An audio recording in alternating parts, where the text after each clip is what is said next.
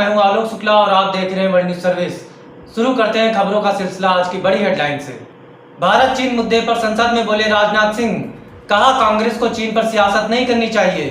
बनारस से senior citizen forum के chairman mister H Pandey ने WNS से हुई खास बातचीत में कहा कि देश के रक्षा मंत्री राजनाथ सिंह ने मंगलवार को संसद में चीन को कड़े शब्दों में चेतावनी दी है।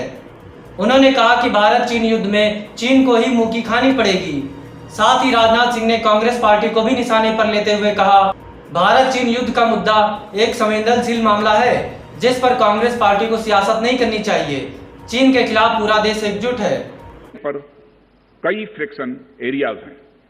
चीन की कार्रवाई के जवाब में हमारी आर्म्ड फोर्सेज ने भी इन क्षेत्रों में उपयुक्त काउंटर डिप्लॉयमेंट्स किए हैं अध्यक्ष महोदय, ताकि भारत के सिक्योरिटी इंटरेस्ट को पूरी तरह से सुरक्षित रखा जा सके। इस बात पर बल देना चाहूंगा कि भारत हमारे बॉर्डर एरियाज में मौजूदा मुद्दों का हल शांतिपूर्ण बातचीत और कंसल्टेशन के जरिए किए जाने के प्रति कमिटेड है। इस उद्देश्य को पाने के लिए मैं अपने चाइनीज काउंटर पार्ट से 4 सितंबर को मॉस्को में मिला और उनसे हमारी इन डेप्थ डिस्कशन भी हुई।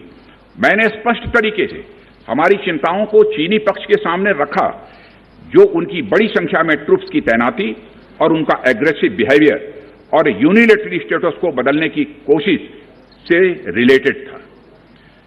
मैंने यह भी स्पष्ट किया कि हम इस मुद्दे को शांतिपूर्ण ढंग से हल करना चाहते हैं और हम चाहते हैं कि चीनी पक्ष हमारे साथ मिलकर काम करे। वहीं हमने अध्यक्ष महोदय यह भी स्पष्ट कर दिया कि हम भारत की सॉवरेनिटी और टेरिटोरियल इंटीग्रिटी की रक्षा के लिए पूरी तरह से डिटरमिन्ड हैं। राजनाथ सिंह ने सदन में चीन को ललकारते हुए कहा कि चीन को मेरी ये आखिरी चेतावनी है, अगर चीन ने विस्तारवादी नीति नहीं छोड़ी तो चीन अपने पतन का स्वयं जिम्मेदार होगा। उद्धव ठाकरे सीएम पद से दे सकते हैं इस्तीफा, सर्वसम्मति से महाराष्ट्र के नए मुख्यमंत्री बनेंगे शरद पवार। WNS ब्यूरो मुंबई से बड़ी खबर है कि महाराष्ट्र के मुख्यमंत्री उद्धव ठाकरे के बेटे आदित्य ठाकरे सुशांत सिंह राजपूत की मौत के मामले में व कंगना द्वारा सोशल मीडिया पर उठाए गए सवालों से घिरते नजर आ रहे हैं, जिसका प्रभाव उद्धव ठाकरे की सीएम कुर्सी पर भी पड़ रहा है और दिनों दिन आदित्य ठाकरे CBI की जांच के नजदीक पहुंचने वाले हैं। तो ऐसे में उद्धव ठाकरे अपनी सत्ता बचाने के लिए महाराष्ट्र की राजनीति में एक नया मोड़ ला सकते हैं।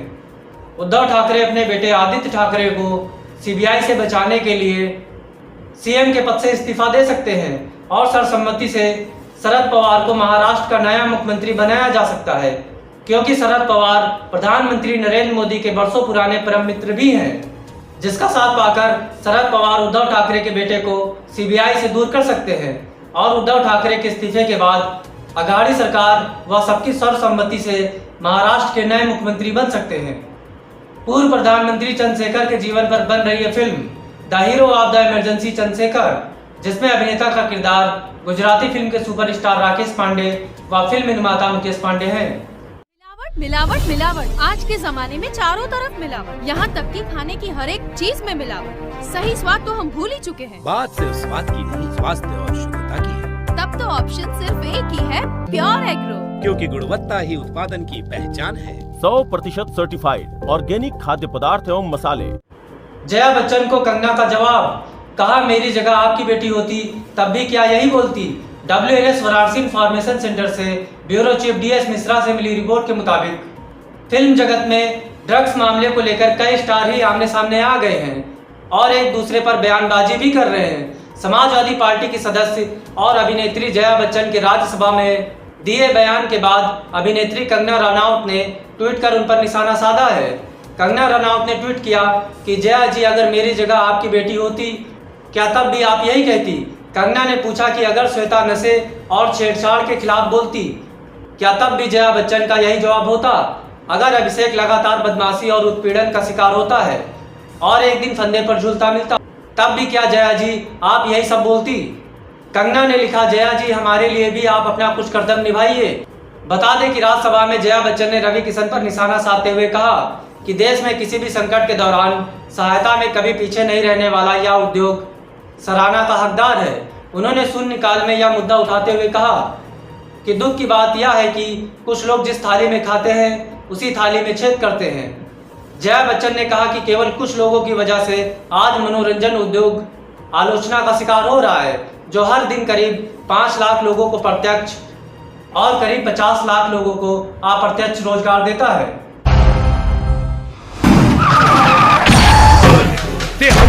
गलत खातिर खतरा, सच्चा खातिर सहारा, मां शीतला के पूजे वाला, हम हैं गोविंद ठाकुर रिक्शा वाला। हम तो मेहनत के रोटी खाईला और मस्त में रिक्शा चलाईला। कितना अलग बा हमनी के रवाब, बोला रिक्शा वाला जिंदाबाद। गोविंद ठाकुर, मैं तुझे ऐसी मौत मारूंगा कि मौत भी तुझसे पूछेगी कि सिकंदर शेख कौन है।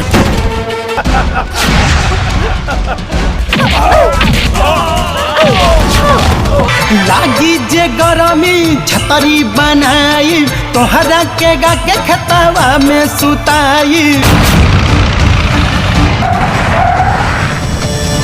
तेरे इन लोगों के सामने, तेरी माँ शीतला के सामने कुत्ते की मौत मारूंगा, कुत्ते की।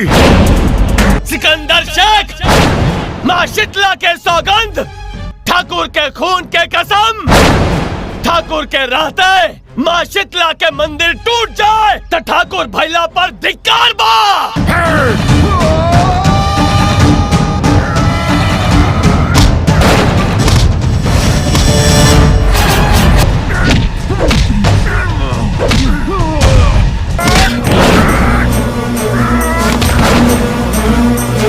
अपनी शीतला माँ से बचा सके तो बचा ले। गोविंद उठा, उठा गोविंद, चला।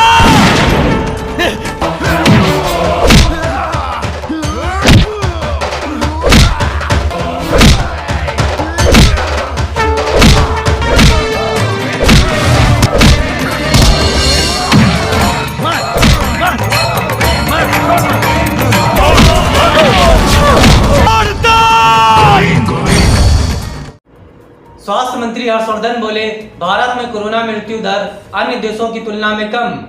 WNS दिल्ली से मिली रिपोर्ट के मुताबिक स्वास्थ्य मंत्री हर्षवर्धन ने मंगलवार को राज्यसभा में कहा कि कोरोना महामारी के प्रकोप से निपटने के लिए सरकार ने प्रभावी कदम उठाए हैं, जिसके कारण संक्रमण से मृत्यु दर अन्य देशों की तुलना में बहुत कम है।